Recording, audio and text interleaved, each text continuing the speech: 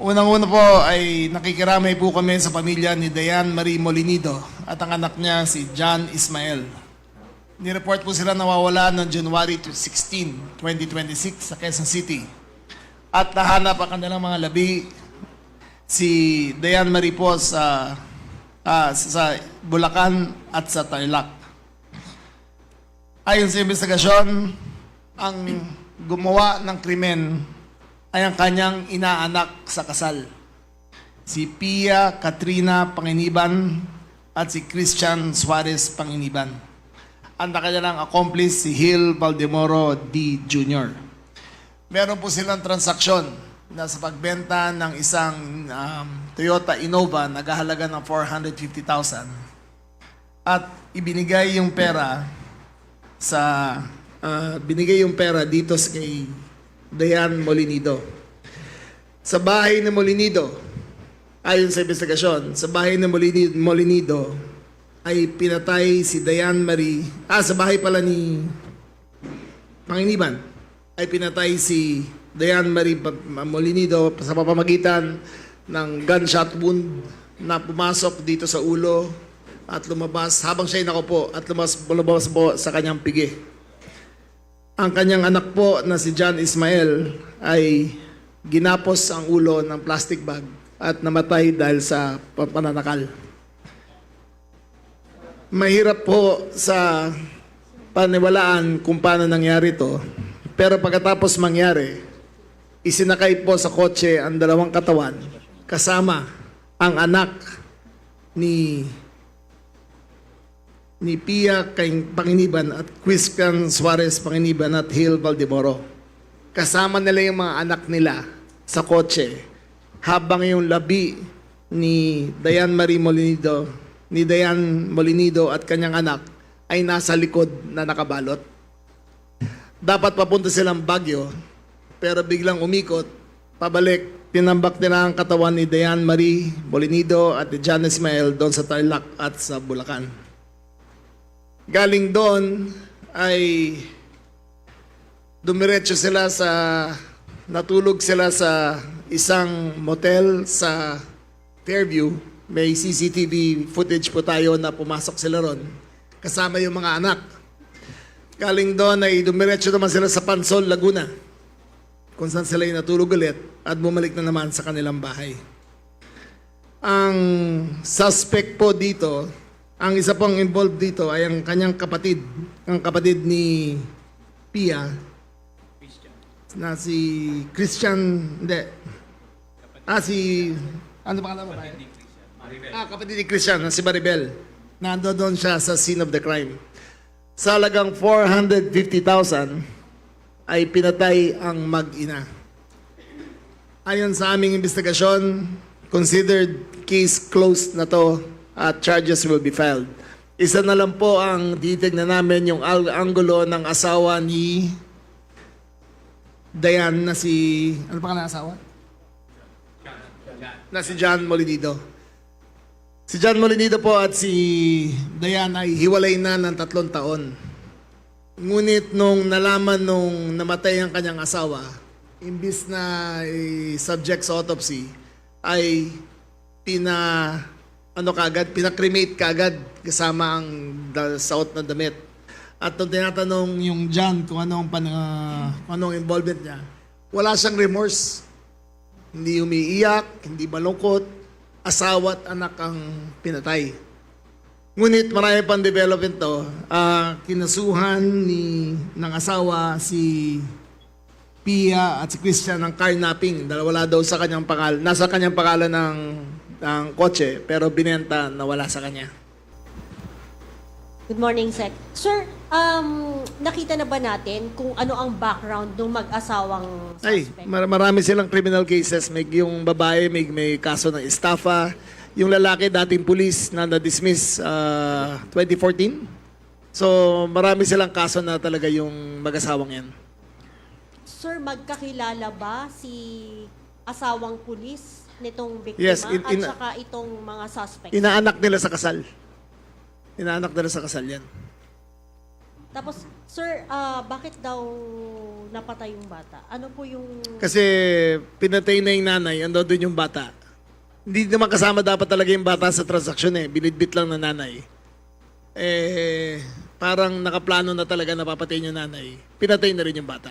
Sir, may binabanggit itong si Pia na wala daw silang kasalanan ang itinuturo yung asawa. Na-validate na po ba yun ng PNP?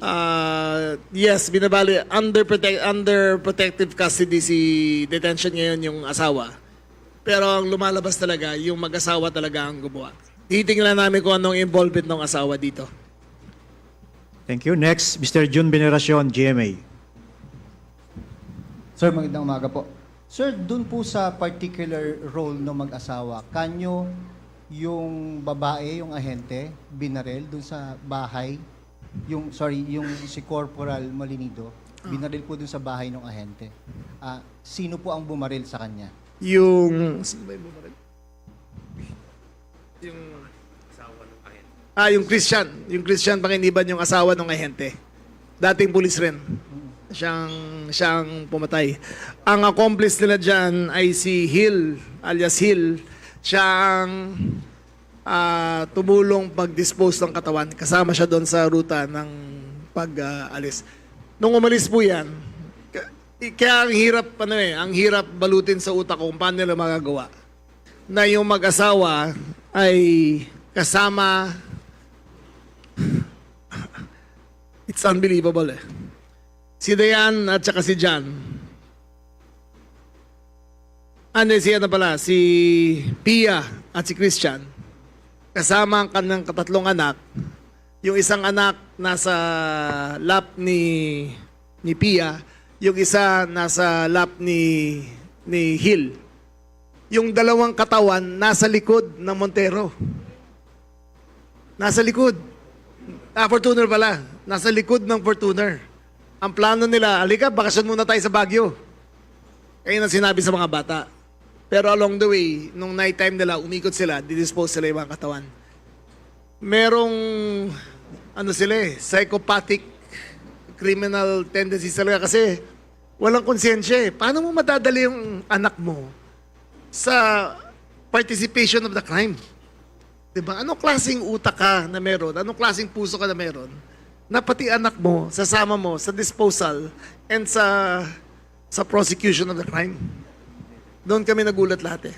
Pati anak kasama. They were at the scene of the crime. Sek, dun sa batang biktima, sino ang nagbalot ng plastic at pumatay? Hindi nagbalot ng plastic. Sila eh. Parang... Oo, yung mag-asawa rin eh. Binalot nila ng plastic sa ulo yung bata eh. Nang buhay pa.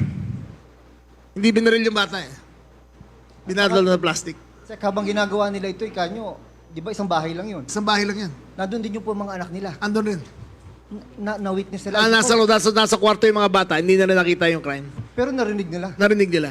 Sigurado, narinig nila kasi maliit lang yung bahay eh.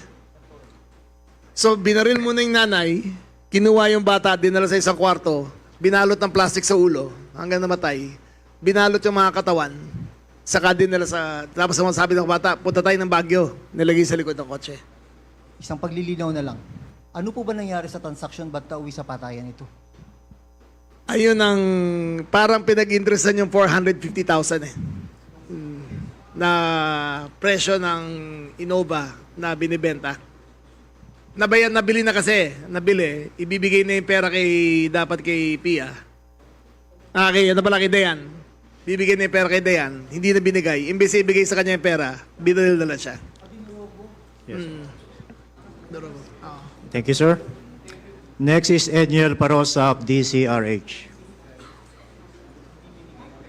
Okay na? Hi, sir. Check yung mga anak ng mga suspect.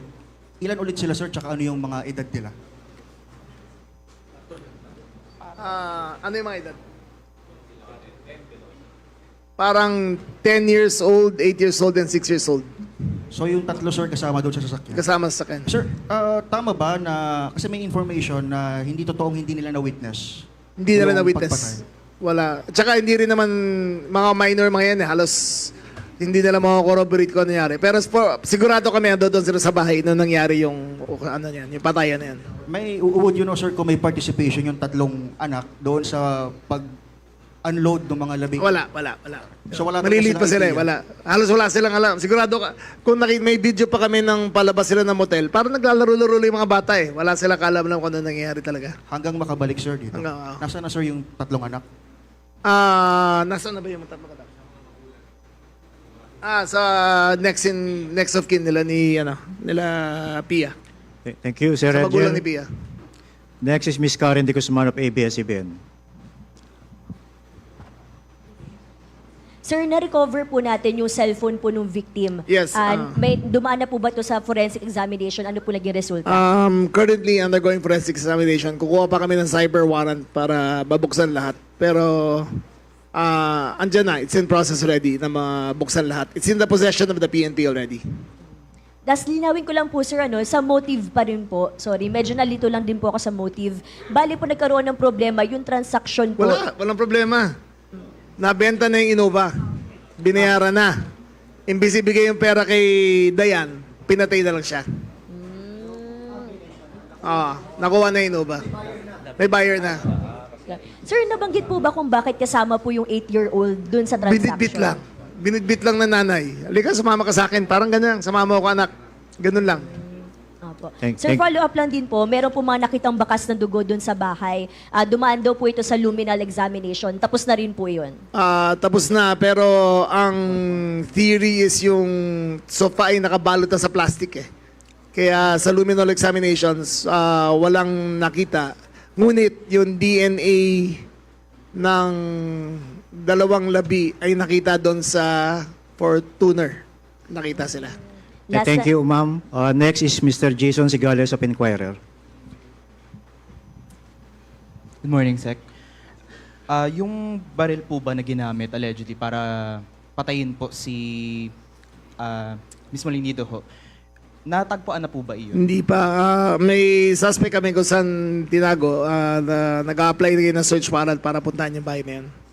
Base po ba sa information ho natin so far, natukoy na ho ba anong caliber ng baril ho ito? Wala pa. Tapos, sir, yung Innova ho na binenta, I'm not sure lang po if nabanggit na ho before, no? Pero nasan po iyon? Nasa HPG Baguio. Nakuha na ho siya? Nakuha na. Yung Fortuner ho na ginamit, di ba ho nasa Pampanga? Na-recover siya sa Angeles, Pampanga. Nabanggit ho ba bakit naiwan ho sa Pampanga whereas bumalik ho sila ng Fairview? Tinago talaga. Pinatago talaga doon sa ano. Nakatago ho siya Hindi, sa broad loob. daylight eh. Parang sa isang paradahan lang siya nakita eh. Isang paradahan lang. Thank you, Sir Jason. Next, Mr. Alfred Dallison of People's Journal. Morning, sir. Sir, 2 questions lang. Yung asawa nung napatay na policewoman, off the hook na ba siya? Hindi pa, not yet. He's still a person of interest sa kasong to. Mainly because 2 things eh. Una, pinilit niya makremate kaagad yung asawa niya. With yung clothes yung clothes na namatay siya. Pulis siya, dapat alam niya yun. Pangalawa, nung interview, parang wala siyang remorse. Imagine mo, anak mo namatay, hindi ka naiiyak, wala kang, parang baliwala sa kanya eh. So, we're digging further into the possible angle na kasali yung asawa niya. Sir, last question, sir. Palaging sinasabi ng DOJ yung certainty of conviction dito sa kasong to and other major cases. I think this is a slam dunk case. But for the appreciation of the DOJ na to, sa mata ko lang tingin ko tapos na tong kaso to. Certainty of conviction na to. Thank you. For both cases, certainty of conviction na. Thank you, sir. Next is Mr. Vince Lopez, Manila Standard. Last question na. Sir, Okay. good morning po. Sir, nakapanayan po namin si Mr. Hildy last Sunday and according sa kanya is nung pagkapatay dun sa mag-ina is ipinasok sa storage. Yun pa rin po ba ang tinitignan? Doon, ng- parang sa stock room yun ng bahay. Stock room ng bahay nila. Tapos, yung nung Sunday din po is nai-report na inaresto si Mr. John Molinido. ano na po ba ang ano niya? Arestado pa rin po ba or restrictive Hindi, custody? ayun nga. As we said, person of interest siya under restrictive custody ng PNP ngayon. Thank you, sir. Okay. Last question, Last sir, Ms. question. Leia Ilagan. Okay, last na. Sir, dismiss police din itong asawa ni Pia, tama po ba? Si Yes. Christian. Oo. Pwede po bang malaman paano siya na-dismiss? Anong kaso? Katulad din ba nito? Anong kaso ni asawa? Restrictive custody. Hindi yung isa yung asawa ng Pia. Ano yung kaso? Kidnapping. Si kidnapping with serious illegal detention. Ito. May robbery rin. No, matagal na. Matagal na siyang dismissed.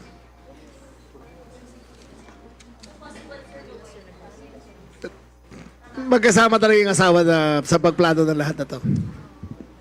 It appears na magkasama talaga. Even the sister, yung sister nung suspect, ando doon siya present siya at umamin na present siya nung nangyari lahat.